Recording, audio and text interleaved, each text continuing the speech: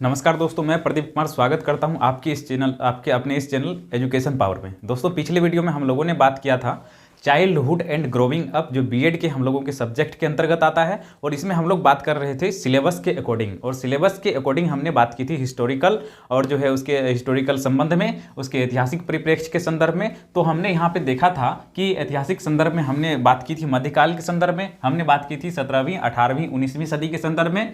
और आज का ये वीडियो हमारा है बिल्कुल 20वीं सदी में बाल्यावस्था के विकास से, 20वीं सदी में बाल्यावस्था की क्या अवधारणा रही थी, 20वीं सदी में बाल्यावस्था के क्या सैद्धांतिक परिप्रेक्ष्य रहे थे, इसके संदर्भ में हम लोग बातें आज करेंगे।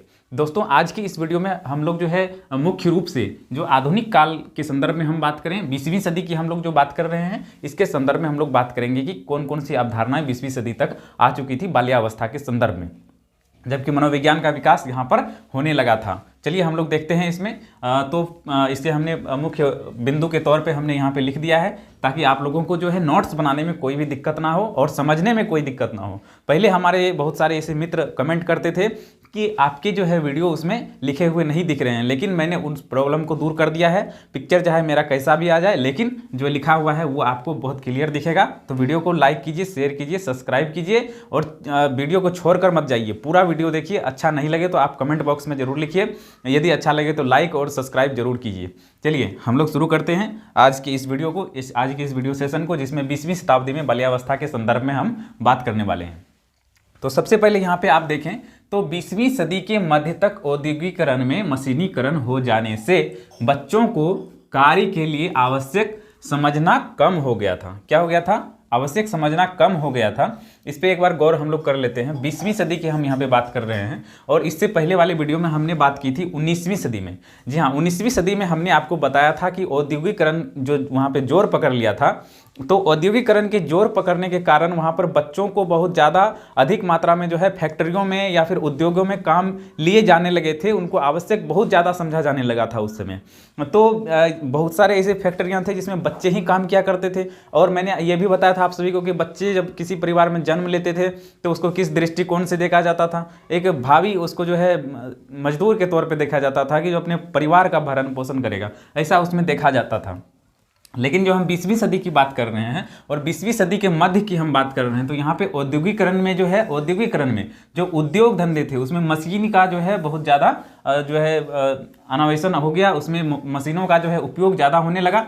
तो औद्योगिकरण में जब मशीनीकरण हो गया, ठीक है दोस्तों, उद्योग में जब मशीनें लग गई तो वैज्ञानिक पद्धति जब उसमें आने लगी, मशीनीकरण का जब उसमें उपयोग होने लगा, तो बच्चों की जो मांग थी, कार्यों के लिए जो बच्चों की मांग थी, वो क्या हो गया, जो आवश्यक समझना जो है कम हो गया। ठीक है दोस्तों, कम हो गया। कब? 20वीं सदी की हम बात कर रहे हैं। और इसके बाद देखिए अगले पॉइंट में हमने लिखा है पैसा कमाने का काम माता पिता का समझा गया। ठीक है, ये जो आर्थिक धनार्जन का जो कार्य बच्चों के लिए जो पहले जो है निर्धारित था, जैसे बच्चे जो जन्म लेते थे तो बहुत सारे फैक्ट्रियां जो बच्चों को रखते थे कार्यों के लिए, और बच्चों के लिए भी उतने ही कार्य निर्धारित थे जितने बड़े लोगों के लिए था। जी हाँ दोस्तों, बच्चों के लिए भी उतने ही कार्य निर्धारित थे जितने बड़े लोगों के लिए निर्धारित था। तो यहाँ पर जो हम देखते हैं 20वीं सदी में इस सोच में परिवर्तन आता है। और यहाँ पर आप देखें तो पैसा कमाने का काम जो था, जो बच्चों पर पहले दिया जाता था, वो क्या होता है, माता पिता का हो गया। माता पिता का समझने लगा कार्य, इस कार्य को, पैसा कमाने के कार्य को। ठीक है, इसके बाद खास तौर पर पिता से अपेक्षा की जाती थी कि वे घर के बाहर जाकर धन कमाएं और परिवार का भरण पोषण करें। इस प्रकार की जो है प्रथाएं यहाँ पर, इस प्रकार के जो है अवधारणाएं वहां पर प्रचलित हो चुकी थी। 20वीं शताब्दी की हम बात कर रहे हैं। पैसा कमाने का काम किसका समझा जाने लगा? माता पिता का। और खास तौर पर जो है पिता से यह अपेक्षा की जाने लगी कि वे घर से बाहर जाएं और धनार्जन करें, परिवार का भरण पोषण, पालन पोषण करें। ठीक है दोस्तों, ये जो है ये मुख्य बिंदु थी 20वीं शताब्दी के संदर्भ में हम बात कर रहे हैं बाल्यावस्था के परिप्रेक्ष्य में। तो ये मुख्य बिंदु आपको यहाँ पर देखने के लिए मिलेंगे। इसके बाद देखें अगले मुख्य बिंदु के तौर पर अधिक बच्चे पैदा करना। जी हाँ, मैंने पहले बताया था आपको जो 19वीं सदी में यह प्रथा प्रचलित हो चुकी थी, या फिर ऐसे समझ उन लोगों में विकसित हो चुकी थी। मैंने बताया था कि 17वीं शताब्दी में आप जो मैंने बताया था फ्रांस में 20 से लेकर 50% एक वर्ष के आयु वर्ग के जितने बच्चे थे, बहुत सारे बच्चों की मृत्यु हो चुकी थी। कब? 17वीं शताब्दी में फ्रांस में। तो उस समय लोगों में यह जो है धारणा विकसित हो चुकी थी कि यदि हम अधिक से अधिक बच्चे पैदा करें तो हम कुछ बच्चों को बचा सकेंगे। ऐसी अवधारणाएं वहां पर विकसित हो चुकी थी। 17वीं शताब्दी की बात की जाती थी, 17वीं शताब्दी की ये बात है। लेकिन जब हम यहाँ पे देखें 20वीं सदी की हम बात करें, 20वीं शताब्दी की हम बात करें, तो अधिक बच्चे पैदा करने का जो लोगों में समझ विकसित हो चुकी थी, वह समझ यहाँ पर धीरे धीरे बदलने लगा और आर्थिक बोझ इसको समझा जाने लगा। क्योंकि आप जितने बच्चे को पैदा करोगे वहाँ तो बच्चे कार्य कर रहे थे, लेकिन यहाँ तो बच्चे कार्यों में लगते नहीं हैं, क्योंकि यहाँ पे बच्चों का जो है कार्यों का मांग घट गया था। ठीक है, तो अधिक बच्चे पैदा करना जो था ये आर्थिक बोझ समझा जाने लगा। कब? 20वीं शताब्दी की हम बात कर रहे हैं। तो 20वीं शताब्दी में क्या हुआ? अधिक बच्चे पैदा करना आर्थिक बोझ समझा जाने लगा। संवेदनशीलता, जी हाँ, संवेदनशीलता अर्थात जागरूकता, संवेदनशीलता अर्थात जागरूकता, किसी भी चीज के प्रति जो आपका जो जागरूकता है, आपकी जागरूकता जो है या फिर उसके प्रति जो आपका लगाव जो है, यही संवेदनशील कहलाती है, संवेदनशीलता कहलाती है। तो संवेदनशीलता में क्या हो गई? वृद्धि हो गई, अर्थात जो बाल्यावस्था के संदर्भ में जो जागरूकताएं थी, जो उसके संदर्भ में जो जानकारियां थी, इससे लोग अवगत होने लगे। संवेदनशीलता में क्या हो गई? वृद्धि हो गई। और जो बच्चों को जो देखभाल, स्नेह, प्यार क्या होगा? ये सभी मिलने लगा। जी हाँ, ये सभी इसको मिलने लगा। जब लोग संवेदनशील हो गए, जागरूक हो गए, बच्चों के संदर्भ में ये जानने लगे कि बच्चे नादान होते हैं, तो बच्चों में क्या हो गई? वहाँ पर संवेदनशीलता, यानी कि जो उसके माता पिता थे, उसके जो अभिभावक थे, उनमें संवेदनशीलता भी विकसित हो गई। और यहाँ पे आप देखेंगे तो संवेदनशीलता में वृद्धि हुई और बच्चों को उचित देखभाल, स्नेह, प्यार आदि क्या हुआ? ममता आदि मिलने लगा। ठीक है दोस्तों, ये मुख्य बिंदु है यहाँ 20वीं शताब्दी में बाल्यावस्था के संदर्भ में। इसके बाद हम बात करते हैं अगले मुख्य बिंदु के संदर्भ में। इस काल में, यानी 20वीं शताब्दी की हम बात कर रहे हैं, इस काल में मनोविज्ञान जो है दर्शन शास्त्र से अलग विषय का रूप ले लिया था। जी हाँ दोस्तों, मनोविज्ञान क्या हुआ?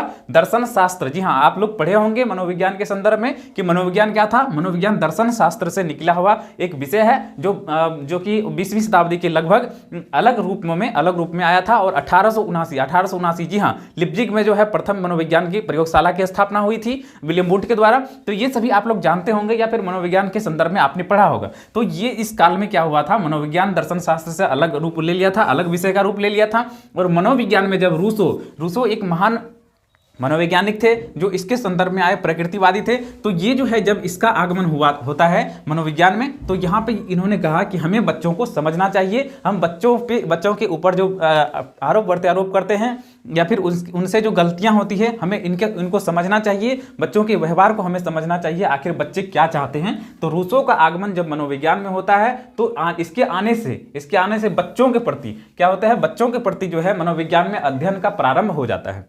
क्या होता है? मनोविज्ञान में जो है इसके आगमन से बच्चों के प्रति जो है अध्ययन का प्रारंभ हो जाता है, उसके प्रति जानने की प्रारंभ किया जाता है, जानने के प्रति जो उसमें जागरूकता के प्रति इसमें जो है संवेदनशीलता आ जाती है उसके अध्ययन के संबंध में। और फलस्वरूप विकासात्मक मनोविज्ञान का उदय होता है। क्या होता है? विकासात्मक मनोविज्ञान का उदय होता है। हम बात कर रहे हैं 20वीं सदी की, यानी कि 1900 ईस्वी से लेकर 2000 ईस्वी के बीच की बात है। 1900 से लेकर 2000 ईस्वी के बीच की बात है। इसीलिए मैं यहाँ पे बताया था आप सभी को 20वीं शताब्दी के संदर्भ में। तो यहाँ पर आप देखें तो विषय के जो है अलग रूप ले लेता है। मनोविज्ञान में रूसो का आगमन, बच्चों के प्रति क्या होता है? अध्ययन प्रारंभ हो जाता है और फलस्वरूप विकासात्मक मनोविज्ञान का उदय हो जाता है। मनोविज्ञान के अध्ययन ने बाल्यावस्था को क्या किया? जीवन का सबसे महत्वपूर्ण काल सिद्ध कर दिया। जी हाँ, जीवन का सबसे महत्वपूर्ण काल सिद्ध कर दिया। मैंने पहले भी बताया था 19वीं शताब्दी की जब मैं बात कर रहा था, 18वीं 19वीं शताब्दी की जब मैं बात कर रहा था, तो वहां पे भी मैंने आप सभी को बताया था कि लोग जो है ये समझने लगे थे कि यदि किसी बच्चे का बाल्यावस्था खराब हो जाता है तो उसका प्रौढ़ावस्था भी खराब हो जाएगा, उसका आगे किशोरावस्था भी खराब हो जाएगा। तो वहां भी महत्वपूर्ण समझा जाने लगा था। लेकिन वहां पर मनोवैज्ञानिक तथ्य काफी बाद में आप देखेंगे 1879 के बाद जो है मनोविज्ञान का विकास होता है। तो यहाँ पे हम देखते हैं कि ये बहुत निकट काल था मनोविज्ञान के अध्ययन का। तो मनोविज्ञान के अध्ययन ने बाल्यावस्था को जीवन का सबसे महत्वपूर्ण काल जो वहाँ पे लोग मान रहे थे उसको यहाँ पर सिद्ध कर दिया। किसने सिद्ध कर दिया? मनोविज्ञान ने सिद्ध कर दिया। जी हाँ, मनोविज्ञान के अध्ययनों ने इसको सिद्ध कर दिया कि बाल्यावस्था जो है जीवन का सबसे महत्वपूर्ण काल है। बहुत सारे मनोवैज्ञानिकों ने इस अवस्था को, जी हाँ, बाल्यावस्था को जीवन का अनोखा काल भी कहा है। क्या कहा है? अनोखा काल भी कहा है। और अनोखा काल कहने का तात्पर्य यह है कि इस अवस्था में, जी हाँ, इस अवस्था में जितने भी रुचियों का विकास जो हो जाता है, गलत आदत, अच्छी आदत, जो भी चीजों का विकास हो जाता है, वो आदत जो है जीवन भर, जी हाँ, जीवन भर उसके साथ रहता है। इसमें जो है परिवर्तन आसानी से संभव नहीं है। जी हाँ, आसानी से परिवर्तन इसमें संभव नहीं होता है। इसीलिए इस काल को मानव जीवन का सबसे क्या कहा जाता है? अनोखा काल कहा जाता है। जी हाँ, मानव जीवन का क्या कहा जाता है? अनोखा काल कहा जाता है। इस काल में लगे हुए सभी आदत, लक्षण, रुचि आदि का जो है प्रभाव पूरा जीवन भर इस पे पड़ता रहता है। तो बाल्यावस्था में देखेंगे आप तो मनोविज्ञान के अध्ययन जो है बाल्यावस्था के जीवन का सबसे महत्वपूर्ण काल सिद्ध कर दिया। किसने कर दिया सिद्ध? मनोविज्ञान ने कर दिया। ठीक है दोस्तों, इसके बाद आप देखें अगले बिंदु के तौर पे बच्चों को अच्छी परवरिश जी है, बच्चों को अच्छी परवरिश तथा सुरक्षा देने के लिए माता पिता भरपूर प्रयास प्रारंभ कर दिया। जी हाँ दोस्तों, यहाँ पे आप देख रहे हैं कि बच्चों को अच्छी परवरिश यानी देखभाल और सुरक्षा देने के लिए माता पिता क्या कर रहे थे? भरपूर प्रयास यहाँ पर प्रारंभ कर दिया था। 20वीं शताब्दी की हम बात कर रहे हैं, तो भरपूर प्रयास प्रारंभ हो गया था, क्योंकि मनोविज्ञान के विकास ने लोगों में यह जागरूकता, मनोविज्ञान के विकास ने, जी हाँ दोस्तों, जब लोग पढ़ने लगे मनोविज्ञान के विकास के संदर्भ में, मनोविज्ञान के संदर्भ में, तो यहाँ पर बाल्यावस्था विकासात्मक मनोविज्ञान जो अलग रूप ले लिया था, तो लोगों में इस प्रकार की जागरूकता आने लगी कि बच्चे क्या होते हैं? बच्चे नादान होते हैं, और उसके संदर्भ में बच्चे का जो ये बाल्यावस्था का काल जो होता है, बाल्यावस्था का काल 6 से 12 वर्ष तक होता है। लेकिन हम इसे देखेंगे तो 3 से 6 वर्ष और 6 से 12 वर्ष, 3 से 6 वर्ष जो होता है पूर्व बाल्यावस्था का काल होता है, जो बहुत जो है महत्वपूर्ण काल होता है। ये जिज्ञासा की प्रवृत्ति का काल होता है। इसमें जो है बच्चों में जो है बहुत सारी जिज्ञासा की प्रवृत्ति आती है, बहुत सारी चीज़ों को जानने की इच्छाएं प्रबल होती है। ये काफ़ी महत्वपूर्ण काल होता है। जी हाँ दोस्तों, काफ़ी महत्वपूर्ण काल होता है। इस अवस्था में बच्चे अनुकरणीय होते हैं, माता पिता और समाज के लोगों के जो है अनुकरण करते हैं। तो इस प्रकार जो है यह काल 3 से लेकर 6 वर्ष तक का काल जो होता है पूर्व बाल्यावस्था या फिर पूर्व विद्यालयी अवस्था भी इसको कहा जाता है। जी हाँ दोस्तों, क्या कहा जाता है? पूर्व बाल्यावस्था या पूर्व विद्यालयी अवस्था भी कहा जाता है। और जो अभी जो नई शिक्षा नीति बनी है 2020 वाली, तो इसमें आप देखेंगे तो इसमें भी जो है इसको सम्मिलित किया गया है। जो 3 से 6 वर्ष तक की जो आयु है, इसमें भी जो है बच्चों के लिए आंगनबाड़ी केंद्र में शिक्षा की व्यवस्था यहाँ पर आप लोग देख पाएंगे जो की गई है। तो यहाँ पे आप देखें कि जो है बच्चों का अच्छी परवरिश और सुरक्षा के लिए माता पिता भरपूर रूप से प्रयास करते थे। और जो है बच्चे परिवार के अंदर जी हाँ, जैसे बच्चे वहाँ पर जो है इससे पहले वाले काल में हमने देखा था, उसमें जो है बच्चे सुरक्षित महसूस नहीं करते थे। और जो है यहाँ पर आप देखें तो 20वीं शताब्दी में जो परिवार के अंदर बच्चे क्या करने लगे? संरक्षित और सुरक्षित महसूस करने लगे। जी हाँ दोस्तों, संरक्षित और सुरक्षित महसूस करने लगे। कौन? बच्चे। कब? 20वीं शताब्दी की हम यहाँ पर बात कर रहे हैं। 20वीं शताब्दी में बाल्यावस्था के परिप्रेक्ष्य में हम बातें कर रहे हैं। तो बच्चे जो है अच्छी परवरिश और सुरक्षा मिलने के कारण बच्चे परिवार के अंदर क्या करने लगे? संरक्षित और सुरक्षित महसूस करने लगे। ये हम 20वीं शताब्दी की बात कर रहे हैं। 20वीं शताब्दी के संदर्भ में जो है बाल्यावस्था के परिप्रेक्ष्य में हम बातें कर रहे हैं। यहाँ पे देखें आप नाभिकीय पारिवारिक संरचना, ठीक है, न्यूक्लियर जो है पारिवारिक संरचना के संदर्भ में यहाँ पे बात की जाती है। तो इसको हम लोग समझते हैं नाभिकीय पारिवारिक संरचना क्या होती है। नाभिकीय पारिवारिक संरचना दोस्तों, बहुत सारी पारिवारिक संरचना के संदर्भ में हम एक वीडियो लेके आएंगे। पारिवारिक संरचना के संदर्भ में आपको बताएंगे। यदि आपको चाहिए पारिवारिक संरचना के संदर्भ में वीडियो, तो आप हमें कमेंट बॉक्स में जरूर लिखिए, हम उस पर वीडियो बनाएंगे। तो हम लोग यहाँ पे जो है मुख्य रूप से समझने का प्रयास करते हैं नाभिकीय पारिवारिक संरचना क्या होती है। दोस्तों इसको हम आसानी से जान सकते हैं, एकांकी परिवार। जी हाँ दोस्तों, एकांकी परिवार मतलब ऐसा परिवार जिसमें जो है माता पिता और बच्चे होते हैं जो अवैवाहिक होते हैं। जी हाँ, अवैवाहिक होते हैं, ऐसे बच्चे उसमें होते हैं। तो ये जो है ये परिवार कैसा परिवार कहलाता है? नाभिकीय पारिवारिक संरचना यानी एकांकी परिवार कहलाता है। और इस परिवार में माता पिता और बच्चे होते हैं। उनके माता पिता नहीं होते हैं। इस कारण जो है उसमें बच्चे क्या होते हैं? बाल केंद्रित हो जाते हैं। ठीक है, बाल केंद्रित हो जाता है। उसका विचार विश्वास प्रमुखता मिलने लगती है, उसके विचार और विश्वासों को प्रमुखता मिलने लगती है। क्योंकि बच्चे यहाँ पर जो है माता पिता और बच्चे होते हैं, तो यहाँ पे बाल केंद्रित हो जाती है। और जो है विचार, बच्चों के जो विचार होते हैं, बाल केंद्रित विचार जो होते हैं, और जो उनके विश्वासों को यहाँ पे क्या मिलती है? प्रमुखता मिलने लगती है। जी हाँ दोस्तों, प्रमुखता मिलने लगी। और बच्चों को माता पिता की तरफ से पूर्ण सुरक्षा और ममता, जी हाँ, बच्चों को माता पिता की तरफ से पूर्ण सुरक्षा और ममता क्या होती है? प्रदान होने लगा। कि किस काल की बात कर रहे हैं हम? 20वीं शताब्दी में बाल्यावस्था के परिप्रेक्ष्य में बात कर रहे हैं। बाल्यावस्था के संदर्भ में अवधारणा की हम लोग बात कर रहे हैं।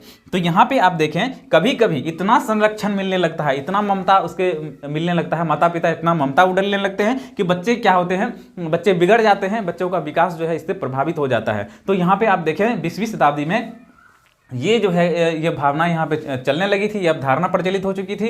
कभी कभी इतना संरक्षण मिलने लगता है, इतना ममता मिलने लगता है कि इसका विकास का जो गति है उल्टी दिशा में चलने लगती है। तो ठीक है दोस्तों, ज़्यादा ममता और ज़्यादा जो है स्नेह के कारण बच्चे बिगड़ भी जाते हैं। तो इसका ध्यान रखना चाहिए। यहाँ पे देखिए आप आगे अगले बिंदु में मैंने लिखा है विकासात्मक मनोविज्ञान। जी हाँ दोस्तों, विकासात्मक मनोविज्ञान, जिसके बाद जो है बाल्यावस्था के संदर्भ में बाल्यावस्था का जो मनोविज्ञान है ये आ गया था, बाल मनोविज्ञान आ गया था। तो विकासात्मक मनोविज्ञान का उदय विकासात्मक मनोविज्ञान क्या होता है? विकासात्मक मनोविज्ञान में बच्चों का, विकासात्मक मनोविज्ञान में बच्चे का जो गर्भ धारण होता है, गर्भ धारण से लेकर गर्भावस्था से लेकर मृत्यु पर्यंत तक का अध्ययन होता है विकासात्मक मनोविज्ञान में। लेकिन जब बाल मनोविज्ञान की बात करते हैं तो बाल मनोविज्ञान में जो है गर्भावस्था से लेकर किशोरावस्था यानी कि परिपक्व अवस्था तक जो है इसका अध्ययन होता है।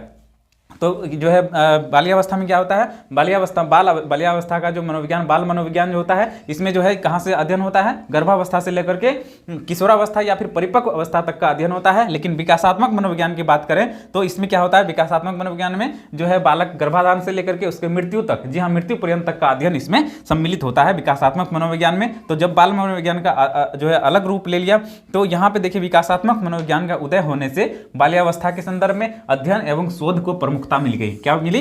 अध्ययन एवं शोध को प्रमुखता मिल गई। इसके संदर्भ में बाल्यावस्था के संदर्भ में प्रमुखता मिली। और इतिहास में पहली बार, जी हाँ, इतिहास में पहली बार, इससे पहले नहीं हुआ था, इतिहास में पहली बार बच्चे वैज्ञानिक और मनोविश्लेषण, बच्चे क्या हो गए? मनोवैज्ञानिक और मनोविश्लेषण अध्ययन का केंद्र बन गया। जी हाँ, क्या बन गया? मनोवैज्ञानिक और मनोविश्लेषण अध्ययन का केंद्र बन गया इतिहास में पहली बार। इससे पहले ऐसा नहीं हुआ था। एलन की एक मनोवैज्ञानिक है। एलन की ने क्या कहा? एलन की ने 20वीं सदी के संदर्भ में कहा कि बच्चों की सदी है। क्या है ये? बच्चों की सदी है। एलन की ने कहा कि 20वीं सदी क्या है? बच्चों की सदी है। ऐसा कहकर उन्होंने संबोधन किया 20वीं सदी को। ठीक है दोस्तों, किसने कहा था? एलन की ने कहा था। एलन की बहुत बड़े साइकोलॉजिस्ट थे। बाल्यावस्था के विकास में चिकित्सा, जी हाँ दोस्तों, चिकित्सा एवं मानसिक स्वास्थ्य ने अपना विशेष योगदान दिया। जी हाँ दोस्तों, किसने दिया? मानसिक स्वास्थ्य और जो मानसिक स्वास्थ्य है और चिकित्सा। पहले जो 17वीं शताब्दी की बात मैंने की थी, बच्चे 20 से लेकर के 50% तक वहां पर जो है क्षरण हो जाता था, बच्चे मर जाते थे। ये चीजें जो यहाँ पे आप देखें तो चिकित्सा का इतना विकास यहाँ तक हो चुका था 20वीं शताब्दी तक कि बच्चे का जो मृत्यु दर था यहाँ पर काफ़ी कम हो चुका था। तो इसके कारण जो है लोग अधिक बच्चे पैदा करना बोझ समझने लगे थे। इस प्रकार की अवधारणाएं 20वीं शताब्दी तक प्रचलित हो चुकी थी। मानसिक स्वास्थ्य ने अपना विशेष योगदान दिया, यानी कि बच्चों की जो मानसिक स्वास्थ्य थे, बच्चे को जो ना समझने की प्रथा जो पहले प्रचलित थी, वो समझ लोगों में आने लगी, लोगों में विकसित होने लगी मनोविज्ञान के उदय होने से, विकासात्मक मनोविज्ञान के आने से। तो अपना विशेष योगदान दिया। इसमें क्या हुआ? मानसिक स्वास्थ्य ने अपना विशेष योगदान दिया। तो इतनी बातें हमने आपको बताई इसके संदर्भ में, 20वीं शताब्दी के संदर्भ में हमने आप सभी को इतनी बातें बताई। और कुछ इसके मुख्य पॉइंट हैं जिसको मैं यहाँ पे डिस्कस करूंगा।